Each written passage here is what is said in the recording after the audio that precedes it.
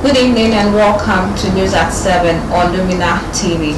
News at 7 headlines is brought to you by Big Girl's Kingdom, Mimi's Munch, Sandy's Unique Passion, Gino Herbs and Spices. Vodafone, power to you. Coming up in the next minute, President Mahama bans appointees from accepting gifts and favors.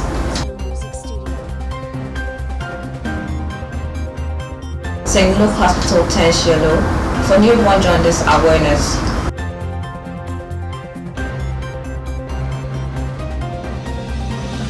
And on the international front, Robert Prevost becomes first American Pope.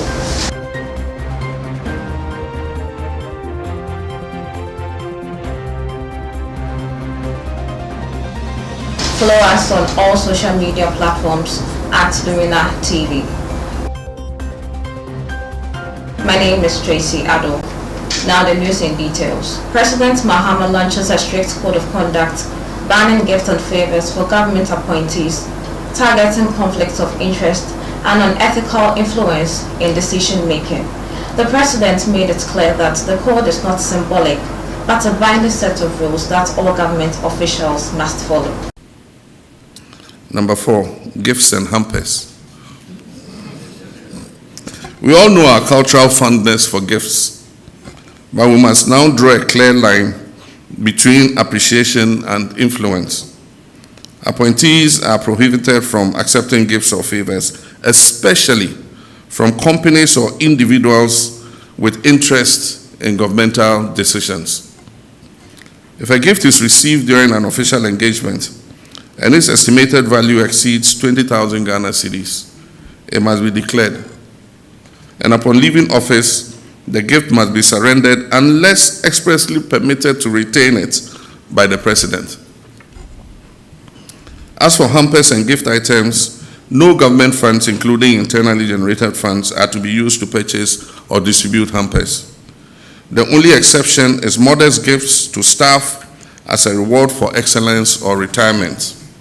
And that was President Mahama on the Code of Ethics for appointees. As part of Ghana's Newborn Jaundice Awareness Month, St. Luke Catholic Hospital in the Goma West District, Apam, is turning yellow to educate and protect the most vulnerable, with a theme from awareness to action, promoting timely diagnosis and treatment for all jaundice newborns across Ghana. Speaking to Madam Lina Degese, the in charge of the Mother and Baby Unit at the St. Luke Catholic Hospital, she had this to say. There are a lot of misconceptions about neonatal jaundice, especially in Apam. They believe it is spiritually based, and they think it's an insect bite, it's another form of malaria. That is why I want to educate them more to remove that conception that it is not actually a spiritual base, but rather it's a medical condition. The month of May is actually dedicated to do public awareness of what neonatal jaundice is. Previously, we weren't doing this in Apam, but we started doing it recently because the literacy rate here is a little bit high, and they want to reduce the effect, the disability that comes with neonatal jaundice. We started about 4 years ago. We emphasize on it, even though they know, but we have to emphasize on why they need to do the assessment after delivery and educate them for them to know why they need to come for referral from the CHIP compound or the health center to the hospital for this treatment. We looked at our statistics and then we realized that we were coming a lot for Mansfield. On the 20th of May, we'll be visiting the health centers. So we go to the Mansfield Health Center or we go to the Mansfield CHIP compound.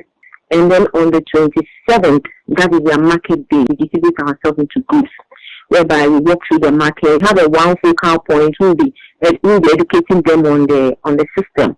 But individual will enter into the market and have a normal conversation with the mothers one-on-one. This year, the worldwide theme is that from awareness to action, promoting timely diagnosis and treatment for all jaundice newborn across Ghana.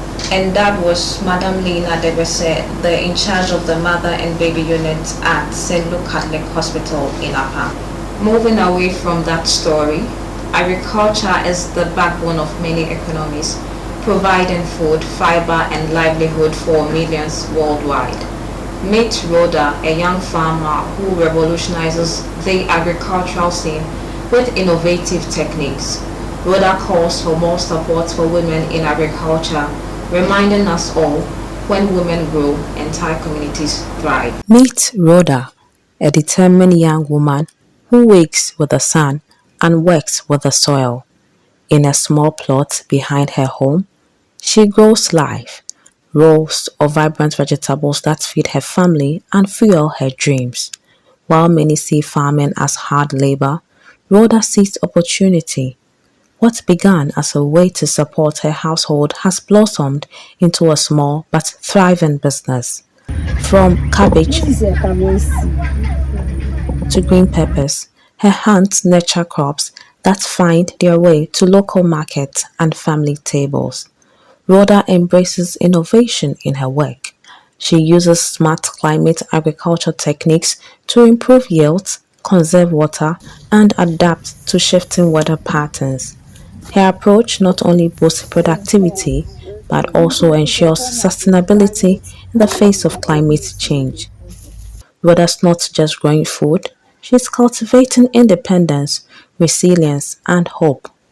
Rather than relying solely on employment, she champions entrepreneurship, especially in her advice to the youth. Advice I'm giving my young youth.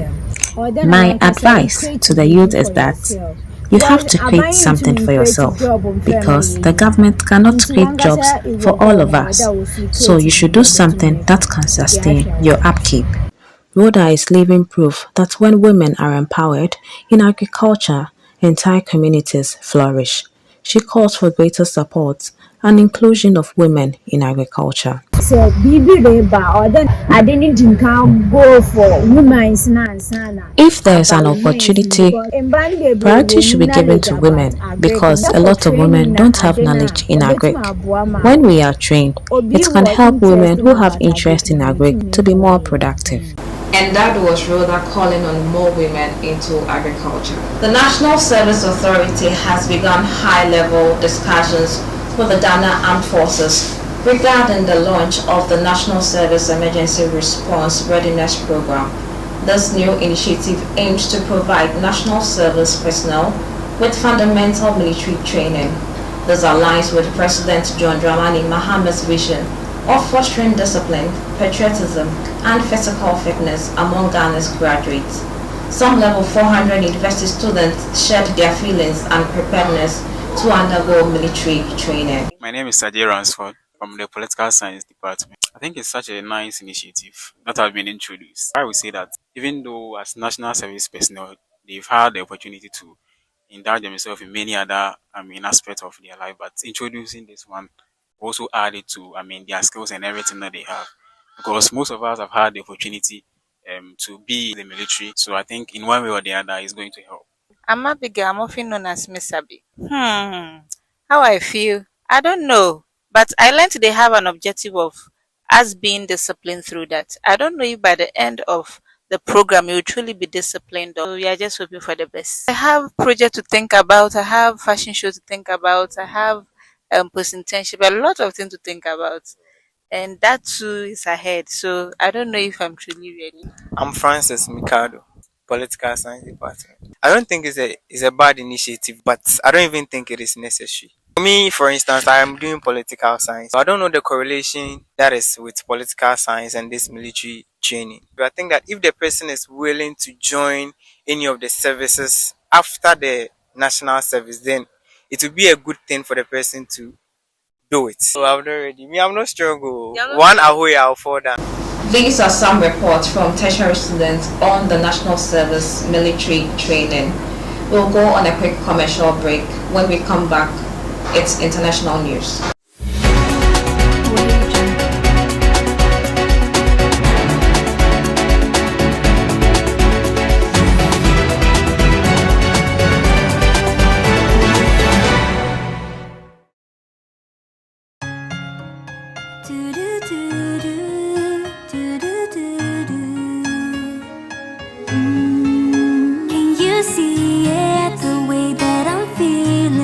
Thank you, honey, for being such a blessing to me and our family.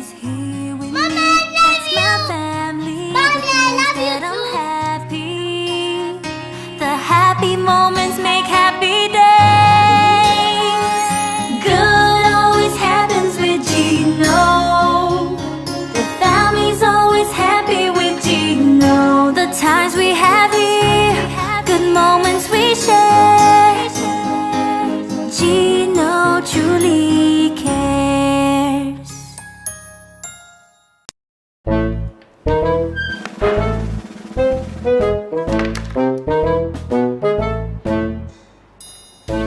Oh baby.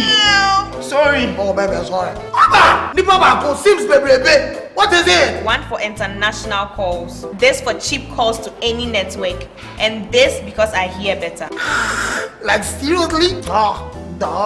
Listen, you need to choose Vodafone Red. No one beats Vodafone network quality. When you're on Vodafone Red, you get more minutes to call your inter on Vodafone and your exter on other networks. Your brother who's abroad, test your roommates, browse the net, and you get all this for as little as 5 Ghana cedis. And the Red experience that comes with it, discounts on movie tickets, free browsing at internet cafes, and you can get tickets to Vodafone events and parties. Close your mouth. Now before you break another nail, dial *200# to subscribe to Vodafone Red. Vodafone, power to you. Sweet mother, I'm not gonna forget you. Always on my way, suffer for me. Sweet mother. I'm one Ghana city, no. Give me 1 Ghana. What's going on? 1 Ghana city here. 1 Ghana for your pockets. Yeah. Okay, from Scotland, we have 1 Ghana city with you. 1 Ghana for your pocket. 100 free minutes for your phone talk. 1 Ghana for your pocket. Charlie, the John, what's up? Get 100 free minutes to call any Vodafone number, as well as extra free minutes to call any other network for just 1 Ghana city a day. Dial 7272 to register now. Vodafone, power to you.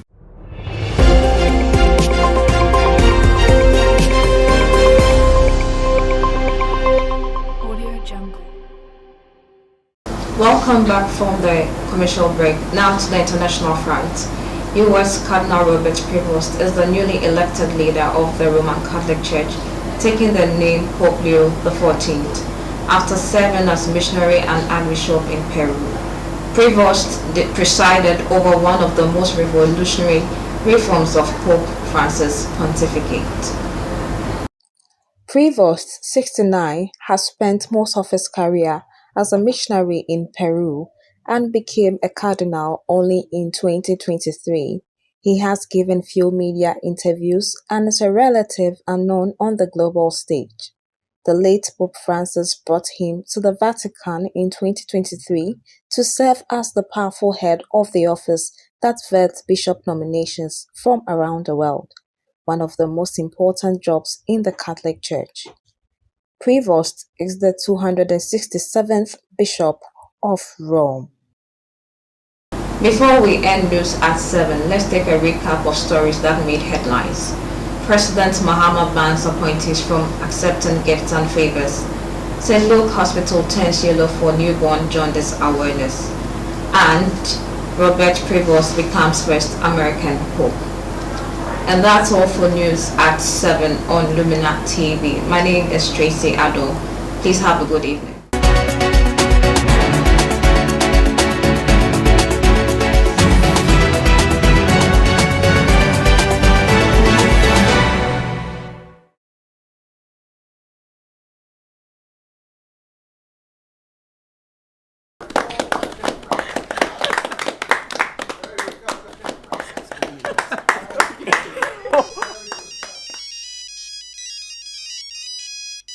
Kachi, you have a yam. Oh, say. That's a phone kuta we buy it. Even my daughter has a smartphone. Hi, hurrah! One who offend you phone sakra. Drop us up by it na yen shop when no way the jawari. Ma saying your buyer will not show my daughter's wedding pictures on Instagram, Facebook, and Twitter. Don't mind her. Please, I have Torchlight and radio. Swag up with the Samsung Galaxy Young 2 smartphone for 230 cities only and enjoy 1 GB internet, double internet for 6 months, and 1 month unlimited music from Tigo. Drop that yam. Get a smartphone from Tigo. Drop that yam. Tigo.